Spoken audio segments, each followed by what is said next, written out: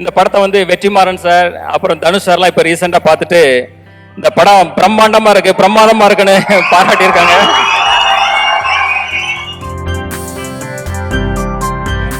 இந்த படம் வந்து ஒரு ஜெயிலர் அளவுக்கோ ஒரு விக்ரம் அளவுக்கோ ஒரு லியோ அளவுக்கோ வெற்றி படமா அமையும். அதுக்கு எந்த கம்மிங் April 3 வர குட் ஃப்ரைடே அன்னைக்கு கவர்மெண்ட் ஹாலிடே அன்னைக்கு ரிலீஸ் ஆகுது. ஸோ ஃபேமிலியோட எல்லாரும் பாருங்க, உங்களை 100% இது வந்து சாட்டிஸ்ஃபை பண்ணும். ஆனால் அதில் எங்களுக்கு இந்த படத்தில் ஷூட்டில் பார்த்தீங்கன்னா 2 இடங்கள் வந்து எங்களுக்கு ஒரு மிகப்பெரிய சவாலாக இருந்தது. ஒன்று வந்து ஜார்ஜியாவில் ஏர்போர்ட்டில், இந்த இன்டர்நேஷ்னல் ஏர்போர்ட்டில் வந்து ஷூட் பண்ணோம். அங்கே வந்து பார்த்தீங்கன்னா -14 டிகிரி செல்சியல் டே டைமில். அந்த ஹில்ஸ்லலாம் பார்த்தீங்கன்னா சுற்றி ஐஸ் கொட்டி கிடக்கும், அந்தளவுக்கு குளிர் அதிகமாக இருக்கும். சன்லைட் இருந்தால் நாங்கள் தப்பிச்சோம். கொஞ்சம் ஷேடாக வந்ததுன்னா அடுத்த நிமிஷமே உடம்பெல்லாம் 1000 ஊசி குத்துற மாதிரி இருக்கும், கை காலெல்லாம் மரத்து போயிடும். ஸோ அதில் கிட்டத்தட்ட 14 டேஸ் ஒர்க் பண்ணோம்.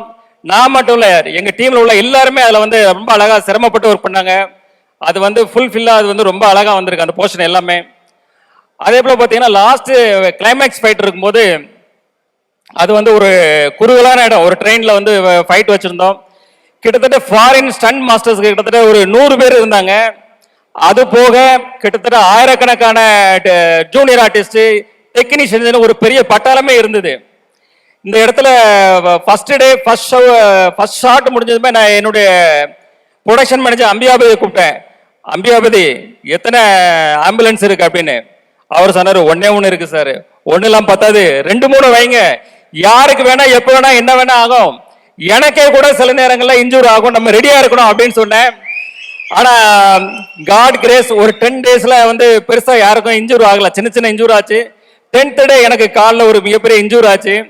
அடுத்த நாள் ஷூட் பண்ண முடியுமா பண்ண முடியாதுன்ற அளவுக்கு ஒரு பெரிய ஒரு சூழ்நிலை இருந்தது. அப்போ இத்தனை டெக்னீஷியன், இத்தனை 1000 பேர் இருக்கிறாங்க, அவங்களுக்கு வந்து வெயிட் பண்ண வைக்கூட சொல்லிட்டு இன்ஜெக்ஷன் டேப்லெட்ஸ் எல்லாம் போட்டுட்டு அது அடுத்த நாள் ஷூட் வரும்போது தாங்கி தான் நடந்து வந்தேன். இன்னைக்கு என்ன நம்மளால பண்ண முடியுமா அப்படின்ற ஒரு டவுட்லேயே தான் இருந்தேன். பட் கேமரா ரோல் ஆக்ஷன் சொன்ன உடனே அடுத்த நிமிஷமே ஃபயர் தான்.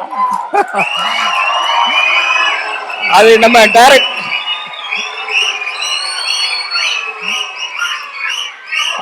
நம்ம டைரக்டர் சார் சொன்ன மாதிரி அந்த எனர்ஜி எங்க இருந்து வருது தெரியாது, அது காட் பிளஸிங், கடவுளுக்கு தான் நன்றி சொல்லணும். அதே போல இந்த படத்துல ஒர்க் பண்ண அத்தனை டெக்னீஷியன்ஸும் அவங்கள வந்து முழுசா அர்ப்பணிச்சு இதுல ஒர்க் பண்ணாங்க. எப்படி இப்போ நம்ம தலை எப்படி அப்படிதான் வாழு. ஸோ அதே போல என் கூட இருந்த எல்லாருமே அவங்கள தன்னை அர்ப்பணிச்சு அந்த இதுல ஒர்க் பண்ணாங்க.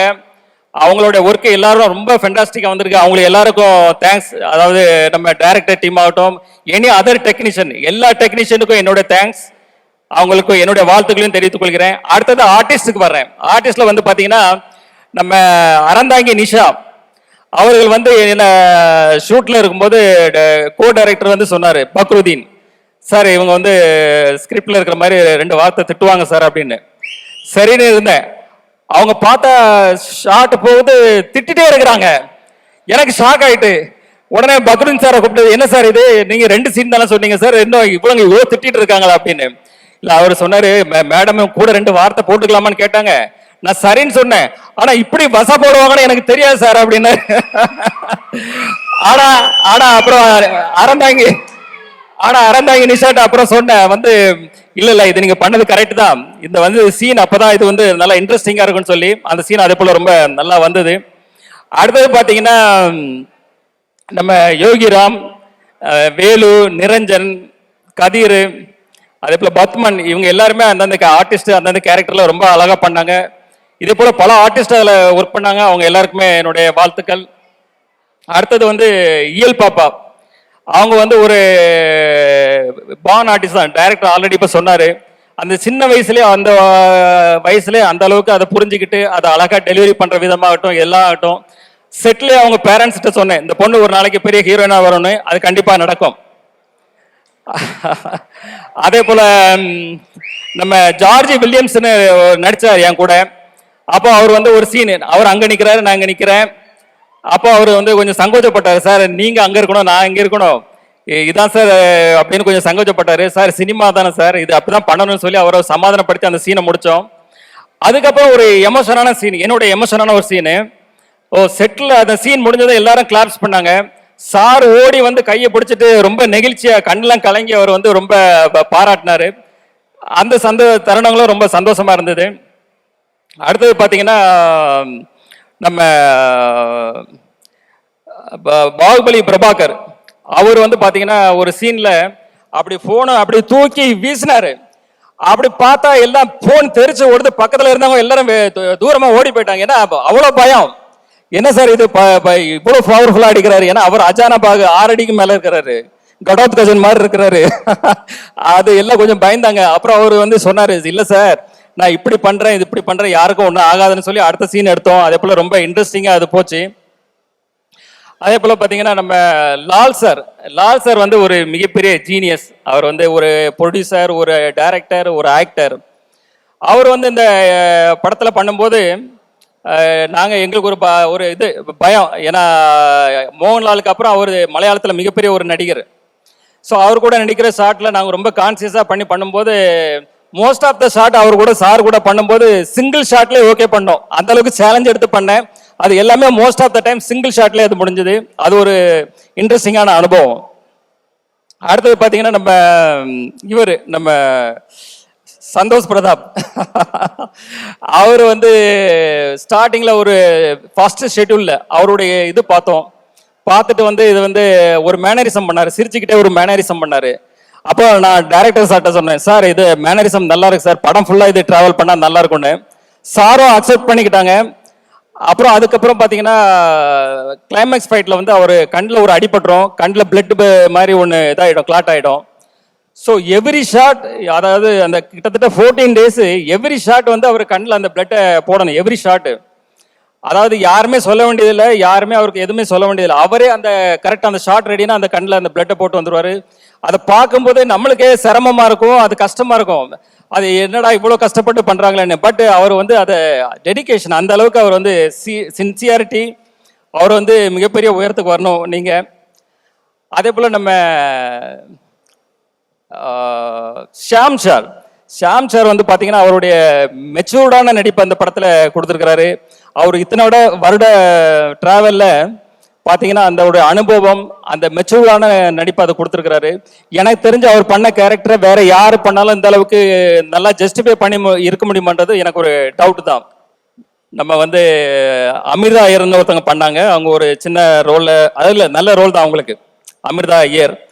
ஆக்சுவலி அவங்க பார்த்தீங்கன்னா செட்டுக்கு வரும்போது வந்து ஒரு இன்னசென்டா இருப்பாங்க. அது வந்து சீன் பார்த்தீங்கன்னா மிகப்பெரிய சீனா இருக்கும். இந்த சீனை அவங்களால எப்படி கன்சியூம் பண்ண முடியும், எப்படி பண்ண போறாங்கன்னு ஒரு பயத்தோடய நம்ம இருப்போம். ஆனால் அந்த சீனை ரொம்ப அழகா நேர்த்தியா பண்ணி எங்களை ஆச்சரியப்பட வச்சாங்க. அதே போல ஒரு எமோஷனான ஒரு சீன் இருந்தது, அதுலேயும் வந்து அவங்க அழகா பெர்ஃபார்மன்ஸ் பண்ணி அதை வந்து இப்போ எல்லாருடைய பாராட்டையும் பெற்றாங்க. அதே போல ஐஸ்வர்யா லட்சுமி மேடம், அவங்க வந்து பார்த்தீங்கன்னா ஐஸ்வர்யா மேடம் வந்து ஒரு முதிர்ச்சியான பண்பட்ட நடிப்பு, அதாவது அவங்களுடைய ஷெட்யூல் மோஸ்ட்லி எங்களுக்கு ஜெய்ப்பூர்ல தான் இருந்தது. ஒரு முதிர்ச்சியான பண்பட்ட நடிப்பை ரொம்ப சிறப்பாக வெளிப்படுத்தினாங்க. ரியலி அது வந்து அவங்கள பாராட்டத்தக்கது. அடுத்தது நம்ம ஆண்ட்ரியா, அவங்க வந்து பார்த்தீங்கன்னா நம்ம டைரக்டர் சார் எல்லாருக்குமே அந்த கேரக்டருக்கு வந்து வேற வேற அந்த கேரக்டருக்கான நேம் தான் வச்சிருந்தாங்க. ஆனால் ஆண்ட்ரியா அவங்க வரும்போது மொத்தம் ஆண்ட்ரியானே சொல்லி எழுதி வச்சிருந்தாங்க. ஏன்னா அந்த கேரக்டருக்கு அவங்க பண்ணால் நல்லா இருக்கணும், அந்த அளவுக்கு சார் வந்து மைண்டில் ஜஸ்டிஃபை பண்ணி வச்சிருந்தாங்க. அதை படம் பார்க்கும்போது எங்களுக்கு புரிஞ்சது, சாரு சொன்ன மாதிரி அவங்க வந்து அதை கரெக்டாக ஜஸ்டிஃபை பண்ணி ரொம்ப அழகா பண்ணியிருந்தாங்க. அடுத்தது நம்ம தலைவர் விடிவி கணேஷ் தான். அவர் வந்து பார்த்தீங்கன்னா ஒரு சீன் எடுத்துட்டு இருக்கோம், ஒரு 2 பேருக்கு சேர்த்து ஒரு க்ளோஸ் அப்பு. சார் வந்து எடுத்துட்டு இருக்கிறாங்க, ஷார்ட் டேக்கு போயிட்டே இருக்கு, ஓகே ஆக மாட்டேங்குது. என்னன்னு பார்த்தா அவர் அடிக்கிற காமெடி நம்மளால சிரிப்பை கண்ட்ரோலே பண்ண முடியல. அப்போ சார்கிட்ட ஒரு ரிக்வஸ்ட் பண்ணேன், சார் நான் வந்து கொஞ்சம் டைலாக் நான் பேசி முடிச்சதும் அவருக்கு ஷிஃப்ட் பண்ணிடுங்க, அப்போதான் இது ஒர்க் அவுட் ஆகும்னு சொல்லி அதே போல் பண்ணாங்க. அதுக்கப்புறம் அந்த ஷார்ட் ஓகே ஆச்சு. அதுக்கு விடிவி கணேஷ் சார் தான் தேங்க்ஸ் சொன்னேன். எத்தனை ஷார்ட் எடுத்தாலும் அவர் வந்து சலிக்காம நல்லபடியாக அதை முடிச்சு கொடுத்தாரு.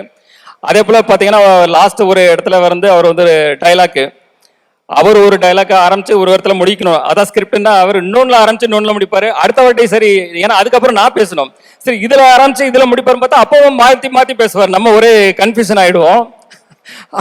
ஆனா ஏன்னா அவர் ஒரு காமெடியில இருப்பாரு, நம்ம ஒரு சீரியஸ் மூட்ல இருப்போம் அந்த கேரக்டர். ஸோ ஒரு காமெடியாக இருந்தால் நம்ம ஏதாவது ஒரு பிட்டை போட்டு நம்மளும் அதில் ட்ராவல் பண்ண முடியும். ஸோ அது வந்து பண்ண முடியாமல் போயிடுச்சு. பட் அவர்கிட்ட மிகப்பெரிய திறமை இருக்கு. அவர் ஒரு தயாரிப்பாளர், அவர் ஒரு நடிகர், நாளைக்கே ஒரு பெரிய டைரக்டர் ஆனாலும் ஆச்சரியப்படுறதுல. அவர் கூட ஒரு 2 சீனாவது அடுத்த படத்துல ஒரு ஃபுல்லா ஒரு ஜோவியலான ஒரு காமெடி ட்ராக் பண்ணணும்னு என்னுடைய ஆசை. அடுத்தது படத்தினுடைய ஹீரோயின் பாயல் ராஜ்புத். அவங்க வந்து தெலுங்குல வந்து பாத்தீங்கன்னா RX100, அப்புறம் வந்து Mangalavaaram, heroine centric film, 2 பிலிமே பிளாக் பஸ்டர்ஸ். ஸோ நாங்க வந்து எங்க கதைக்கு சார் தேடும் போது சார் சொன்னாங்க வந்து ஒரு ஹோம்லியாவும் இருக்கணும், ஒரு ஆக்ஷன் ஓரியன்ட் ஹீரோயினாவும் இருக்கணும். ஸோ அதை 2மே ஜஸ்டிஃபை பண்ணி ரொம்ப பிரமாதமா பண்ணாங்க. ஸோ தமிழ் சினிமாவுக்கு வந்து அவங்க ஒரு இந்த பெர்ஃபார்மன்ஸ் வந்து ஒரு புதுசா இருக்கும், எல்லாருக்கும் பிடிக்கணும்னு நினைக்கிறேன். ஃபைனலா இந்த படத்தை வந்து வெற்றிமாறன் சார் அப்புறம் தனுஷ் சார்லாம் இப்போ ரீசெண்டாக பார்த்துட்டு இந்த படம் பிரம்மாண்டமா இருக்கு, பிரமாதமா இருக்குன்னு பாராட்டியிருக்காங்க.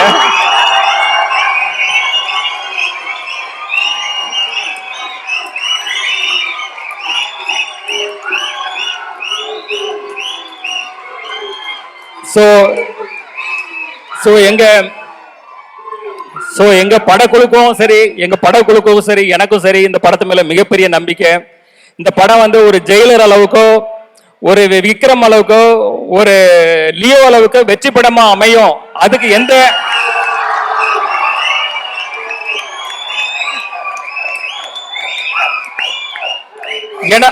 ஏன்னா அதுக்குள்ள தகுதி அத்தனையும் இந்த படத்துல இருக்கு.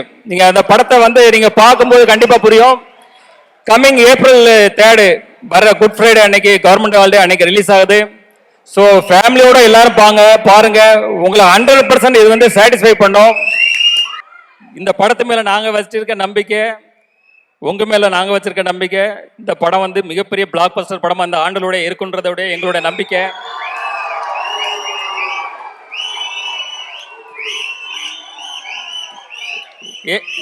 ஏப்ரல் வந்து உங்களுக்கு ஹாலிடே அண்ட் சம்மர் ஹாலிடே வந்துடுது. ஸோ சம்மர் ஹாலிடே லீடரோட பார்த்து என்ஜாய் பண்ணுங்க. அப்புறம் இப்போ என்னுடைய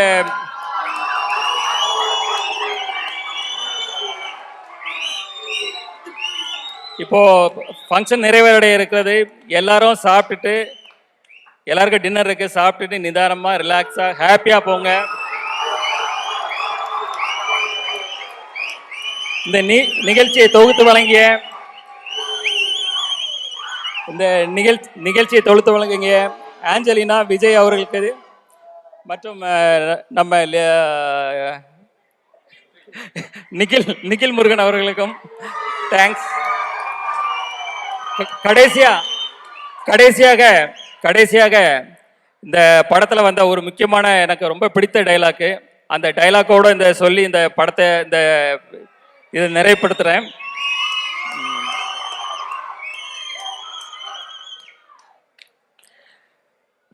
கடவுள் எந்த உதவியும் நேரடியா செய்யறதில்லை. எல்லா நல்லதும் நல்ல மனிதர்கள் மூலமா தான் நடக்கும். நாம அவங்களதான் நம்பணும். நீங்க என்ன நம்புங்க. உங்க நம்பிக்கை ஒரு நாளும் வீண் போகாது. வெற்றி